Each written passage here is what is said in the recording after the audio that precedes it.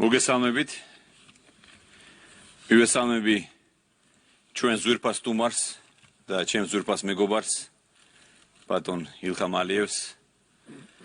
მოხარული ვარ თქვენი ვიზიტით, ბატონო პრეზიდენტო. მივესალმებით თქვენს დელეგაციას, პატრიცემულ სტუმრებს, ყველას მინდა პირველ რიგში მადლობა გადაგიხადოთ ჩამობრძანებისთვის. და მინდა აღვნიშნო, რომ ჩვენ წარმატებით ვაგრძელებთ დაწყებულ ტრადიციას, რომელიც უკავშირდება ხშირი ვიზიტების ორგანიზებას. მე რამდენიმე თვის წინ ვიყავი აზერბაიჯანში, კაბალაში, მინდა კიდევ ერთხელ მადლობა გადაგიხადოთ თქვენი გულთბილი მასპინძლობისთვის. ასევე შარშან თქვენი ყოფებოდით დაახლოებით ამ დროს საქართველოში და მე ძალიან მიხარია, რომ ასეთი ხშირი ვიზიტები ხორციელდება ჩვენს ქვეყნებს შორის და მე ძალიან მადლიერი ვარ. რა თქმა უნდა, შემდეგი ვიზიტი განხორციელდება ჩემს მიერ, ალბათ რამდენიმე თვეში. ჩვენ გქონდა ძალიან კარგი შეხვედრა, რა თქმა უნდა, ნაყოფიერი შეხვედრა გქონდა, ნაყოფიერი საუბარი გქონდა ბატონ ილხამ ალიევთან. ჩვენ, რა თქმა უნდა, მივოვიხილეთ ჩვენ შორის არსებული სტრატეგიული თანამშრომლობის საკითხები. აზერბაიჯანი არის საქართველოს სტრატეგიული პარტნიორი, გამორჩეული მეგობარი სახელმწიფო, რომელთანაც ჩვენ გვაკავშირებს მრავალსაუკუნოვანი კეთილმეზობლური ძმობა და მეგობრობა. ჩვენ ხალხებს შორის ეს მეგობრობა გრძელდება და ბატონ ილხამ ალიევს განსაკუთრებული წვლილი მიუძღვის და მისი ღვაწლი ძალიან დიდია აი ამ მეგობრობის და ამ ძმობის განმტკიცების საქმეში. ჩვენ ასევე, რა თქმა უნდა, გქონდა საუბარი ვაჭრობა ეკონომიკის საკითხებთან დაკავშირებით. თანამშრომლობის საკითხები მოვიხილეთ ენერგეტიკის, ტრანსპორტის, ლოჯისტიკის საკითხებში. აზერბაიჯანი არის ერთ-ერთი მსხვილი სავაჭრო პარტნიორი საქართველოსი. ტოპ 5-ში არის ყოველ წელს. წელს ვაჭრობა გაიზარდა 15%-ით, შარშანაც ჰქონდა საკმაოდ რეკორდული წელი. ასევე გაიზარდა ტვირთების გადაზიდვა, მოცულობა. ზოგადად ჩვენ მინდა აღვნიშნო, რომ ძალიან წარმატებულად თანამშრომლობთ ყველა საკითხში, იქნება ეს ენერგეტიკა, იქნება ეს ტრანსპორტი, ლოჯისტიკა თუ სხვა ნებისმიერი სფერო. ჩვენს რკინიგზებს აქვს ძალიან წარმატებული ასევე თანამშრომლობა. ჩვენ მიმოვიხილეთ ასევე შუა დერეფნის, შუა კორიდორის განვითარების პერსპექტივები. იცით, რომ ჩვენ კოორდინირებულად მუშაობთ აზერბაიჯანთან და ყაზახეთთან ერთად, იმისთვის, რომ ძალიან სწრაფად მოხდეს აი ამ კორიდორის განვითარება, რომელიც გულისხმობს რკინიგზის მოდერნიზაციას, პორტების გაფართოებას და მშენებლობას, გზების მოდერნიზაციას და განვითარებას. ამ მხრივ აზერბაიჯანს ვიცი, რომ დაწყებული აქვს მასშტაბური სამუშაოები, ჩვენ საქართველოს ასევე დაწყებული გვაქვს სამუშაოები, რომელიც ეხება რკინიგზის მოდერნიზაციას, რომელიც დასრულდება 24 წლის ბოლოს და რკინიგზის გამტარუნარება გაიზრდება, გაორმაგდება. ჩვენ ასევე ვიწყებთ ძალიან მალე ახალი პორტის მშენებლობას, ანაკლის პორტის მშენებლობას. ბოლო ფაზის დასრულების შემდეგ პორტის გამტარუნარება იქნება 100 მილიონი ტონა. ასევე დასრულდება ძალიან მალე აღმოსავლეთ-დასავლეთის ჩქაროსნული მაგისტრალის მშენებლობა. ყველა ამ პროექტში, რა თქმა უნდა, ჩვენ თანამშრომლობთ აზერბაიჯანთან, ასევე რამდენიმე თვეში დასრულდება კიდევ ერთი ისტორიული მნიშვნელობის, სტრატეგიული მნიშვნელობის პროექტი, ბაქო-თბილისი-ყარსის რკინიგზის პროექტი, რომელიც ძალიან წარმატებით მიმდინარეობს ახლა და რამდენიმე თვეში ჩვენ ამ პროექტსაც დავასრულებთ. ასე რომ ჩვენ პერსპექტივა გვაქვს ძალიან ნათელი, ხედვა გვაქვს შორს მწვეტელი. ჩვენ აზერბაიჯანთან გვინდა გქონდეს ძალიან გრძელვადიანი სტრატეგიული პარტნიორობა და მეგობრობა. მე მჯერ ამ ჩვენი ხედვის, ერთობლივი ხედვის. რა თქმა უნდა, ჩვენ მიმოვიხილეთ უსაფრთხოების საკითხები, რეგიონში არსებული ვითარება და ზოგადად სოფლიოში არსებული უსაფრთხოების საკითხები, რომელიც საკმაოდ დაძაბულია მთელ სოფლიოში. მე ბატონ პრეზიდენტს, რა თქმა უნდა, კიდევ ერთხელ დაუდასტურე ჩვენი მხარდაჭერა და პატივისცემა აზერბაიჯანის ტერიტორიული მთლიანობის და სუვერენიტეტის ჩვენ ასევე მადლიერნი ვართ, რომ აზერბაიჯანი ყოველთვის მტკიცედ მხარს უჭერს ჩვენი ქვეყნის ტერიტორიულობას და სუვერენიტეტს. ასევე მინდა ვთქვა, რომ დიდი იმედი მინდა გამოვთქვა, რომ სომხეთთან ძალიან მალე გაფორმდება, მინდა ეს იმედი გამოვთქვა სამშვიდობო შეთანხმება.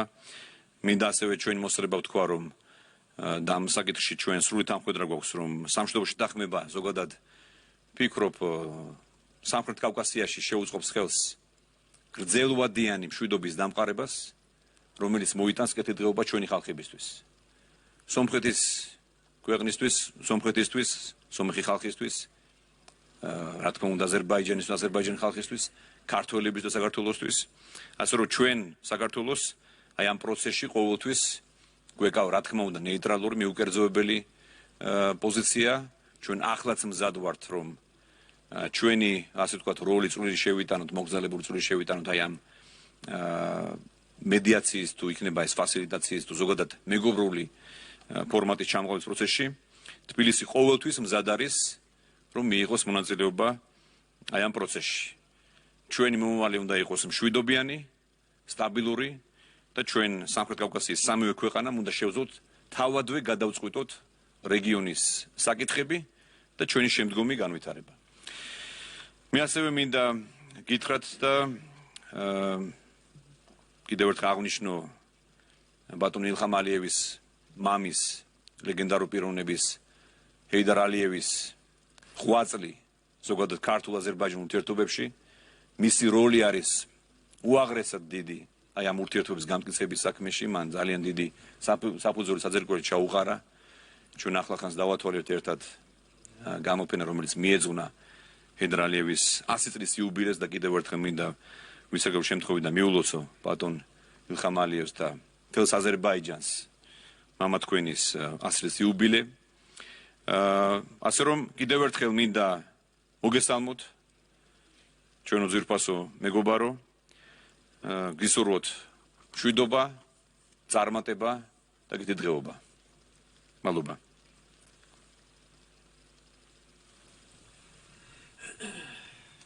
Teşekkür ederim.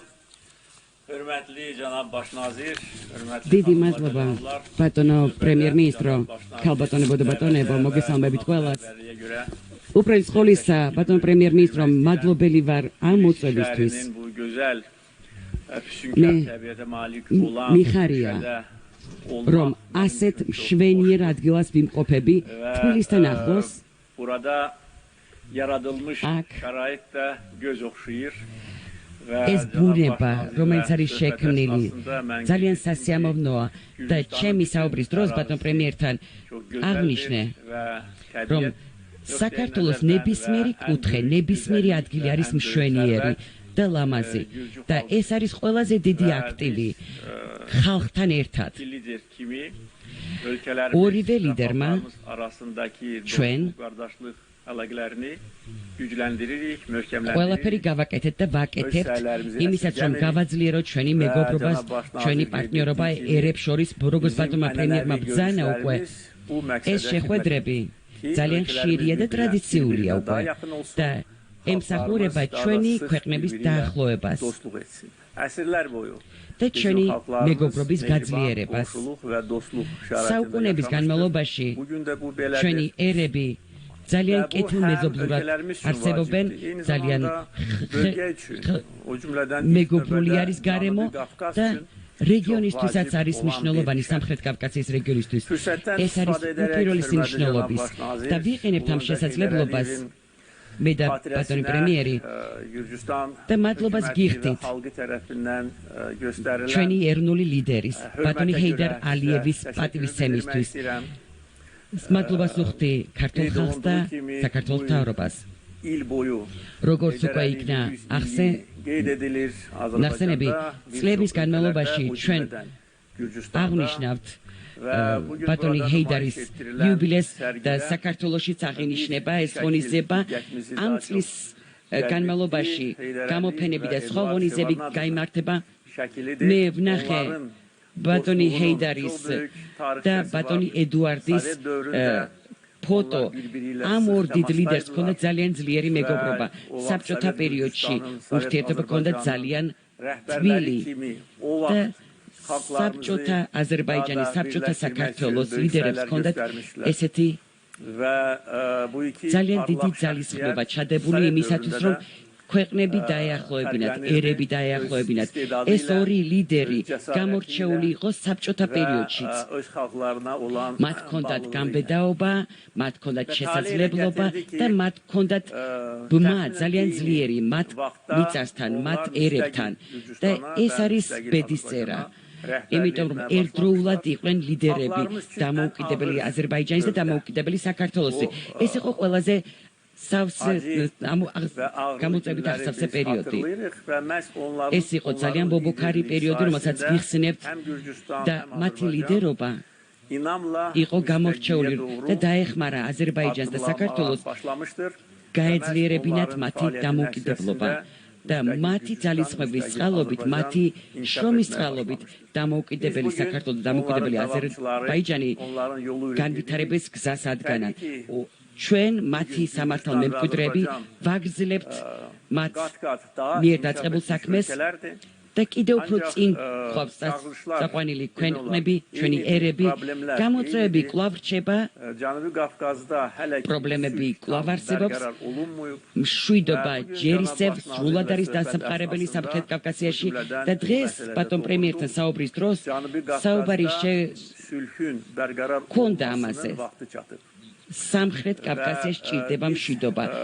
ეხლა არის სწორედ ის დრო, როგორც ბატონმა პრემიერმა უკვე ბრძანა, ჩვენ ყოველთვის მხარს უჭერთ საქართველოს ტერიტორიულ მთლიანობას და სუვერენიტეტს, ისევე როგორც საქართველო უჭერს მხარს აზერბაიჯანის სუვერენიტეტს და ტერიტორიულ მთლიანობას.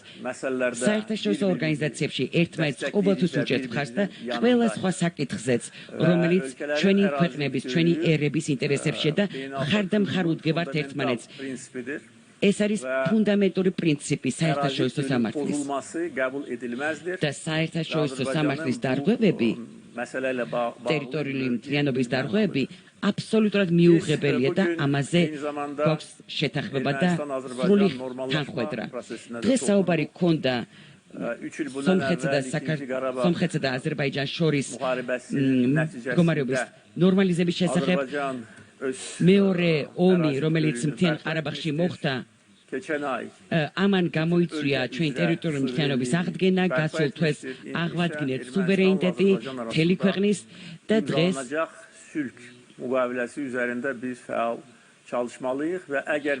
ჩვენ უნდა ვიმუშაოთ აქტიურად სამშვიდობო შეთანხმებაზე სომხეთთან და იმედი მაქვს, რომ ამას მივაღწევთ და ასე ჩვენ შევქმნით პოლიტიკურ გარემოს და სიტუაციას სამხრეთ კავკასიაში, სადაც სამხრივი თანამშრომლობა წარიმართება საქართველოს, სომხეთის და აზერბაიჯანის ჩართულობით. ეს იქნება წარმატებული თანამშრომლობა ენერგეტიკის, ვაჭრობის, საინვესტიციო მიმართულებით და ბევრი სხვა მიმართულებით. ეს შესაძლებელია. ეს შესაძლებლობა გვაკლდა მეგობრებო, იმიტომ რომ აზერბაიჯანი იყო ოკუპირებული წლების განმავლობაში და რა თქმა უნდა ეს სიტუაცია არ გვაძლევდა საშუალებას, რომ ნორმალიზებისკენ გადაგვედგა ნაბიჯები, მაგრამ დადგა დრო. მოგვეცა მომენტი, რომ არ დავკარგოთ ეს შესაძლებლობა. როგორც მოგეხსენებათ, დღეს რამდენიმე ქვეყანა და საერთაშორისო ორგანიზაციაც arasında gedən normallaşma prosesində არიან ფასილიტატორების როლში, ნორმალიზაციის პროცესში. საქართველოსა და აზერბაიჯანს აქვს მიმღებლობის პოზიცია. ეს მიუკერძოებელი პოზიცია ჩვენი ქვეყნების ტერიტორიული მთლიანობის მიმართებით და ნებისმიერ დახმარებას ვიღებთ. მაგრამ ჩემი იდეა იმაში მდგომარეობს, რომ ყველაზე სწორი არჩევანი იქნება ეს ისტორიული ასპექტები თუ ნებისმიერი სხვა გეოგრაფიული თვალსაზრისითაც ჩვენ გვჭირდება საქართველოს ჩართულობა ამ სიტუაციაში და მადლობას ვუხდი ბატონ პრემიერს, რომ მზად არის დახმარება მოგვიჩინოს ამ საკითხთან მიმართებით და გვთავაზობს მის როლს, როგორც ფასილიტატორის როლს და ეს არის ქვეყანა, რომელიც მზად არის და ჩვენ ველით იგივე სომხეთისგანაც და თუ სომხეთი დახმობას განაცხადებს, ჩვენ ყისიერად დავიწყებთ შესაბამისი უწყებების საშუალებით დავიწყებთ ორ მხრივ და სამ მხრივ შეხვედრებს აქ საქართველოში. რაც შეეხება სხვა საკითხებს, ბატონმა პრემიერ-მინისტრმა უკუაბძანა, რომ ენერგეტიკა, ტრანსპორტი და სხვა მიმართულებები უშუალებელი გეგმები გვაქვს უკვე შექმნით წარმატებული პროექტები და ინიციატივები. მიმაჩნია, რომ არ არის საჭირო მათი დასახელება, ყველა მიცის ეს წარმატებული პროექტი ერთობლივად გვაქვს განხორციელებული ენერგეტიკული სატრანსპორტო პროექტები. დღეს ყველაფერს ვაკეთებთ იმისაც, რომ სხვადასხვა ქვეყნებში მოხდეს ენერგოუსაფრთხოების უზრუნველყოფა. აქაც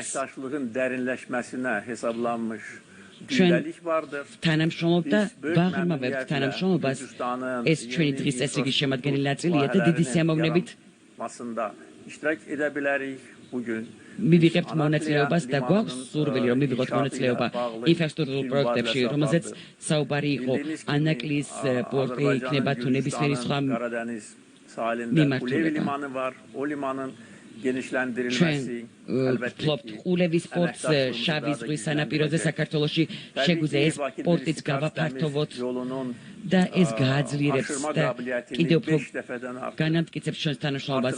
ბაქო-თბილისის რკინიგზის მიმართულებით ჩვენ გავზრდით წარმატებას 5 მაგად და ყველაფერს გავაკეთებთ ამისთვის. ეს იქნება უმსხვილესი კომპონენტი ჩვენი შუა დერეფნის განვითარების მიმართულებით. ენერგეტიკის მიმართულებით, რომელიც ტრადიციული მიმართულება და სფეროა, ჩვენ საუბარი უკვე გქონდა მწვანე ენერგიის კორიდორებზე.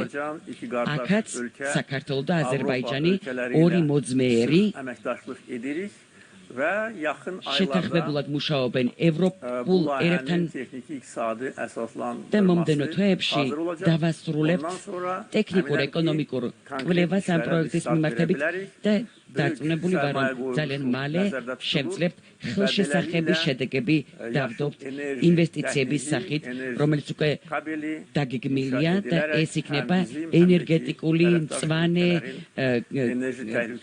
სადენის დერეფნის მიმართულებით, რომელიც განამტკიცებს ჩვენ საქართველოს, აზერბაიჯანის და პარტნიორი ქვეყნების უსაფრთხოებას, ენერგოუსაფრთხოებას.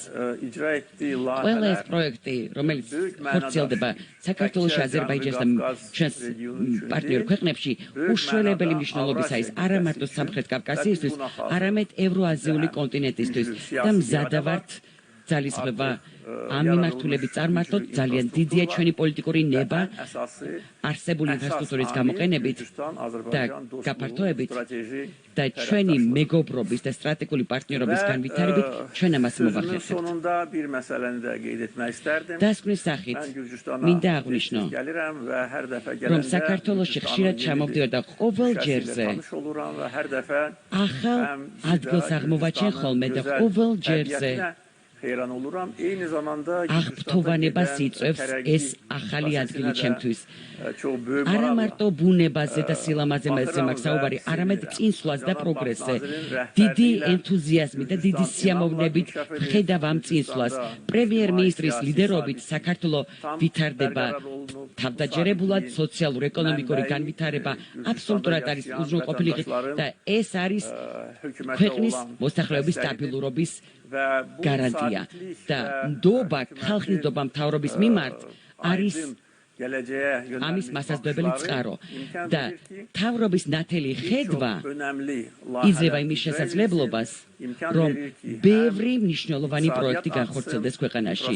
ეს ჩვენ შესაძლებლობას გვაძლევს განავითაროთ ეკონომიკა, ინფრასტრუქტურული პროექტები და ასევე კეთილდღეობა მოსახლეობისა, რომელიც იზრდება. მე როგორც საქართველოს მეგობარი მთელი გულით მიხარია და ვულოცავ ბატონ პრემიერს ყველა ამ მიღწევას. ჩვენ ყველანი ვართ საქართველოს ძმები და კიდევ ერთხელ მადლობას გიხდით ამ კეთილი მასპინძლობისთვის და გიწევთ აზერბაიჯანში. დიდი მადლობა.